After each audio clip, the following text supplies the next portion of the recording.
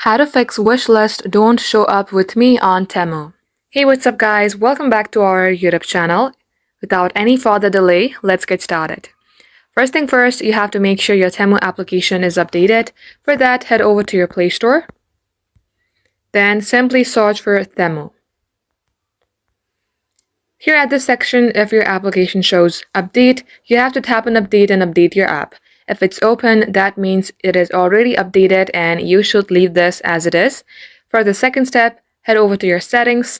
Scroll all the way below until you see the option of apps. Tap onto apps and you will see all the applications that you have downloaded in your device. Here again, search for Temu from your top bar. Tap on Temu application, scroll below and tap on this storage button. Clear the cache. If you remember your credentials like your Gmail address and password, you might also go ahead and tap on clear data and delete your data. Once done, come back onto app info page. Now here tap on force stop, then OK. Likewise under defaults, tap on set as default and toggle this button. Once you do all this, restart your device, launch your Temu application and get logged into your account, and this shall definitely fix your problem. That is all for today guys. Thank you all for watching and we will catch you up in our next upload.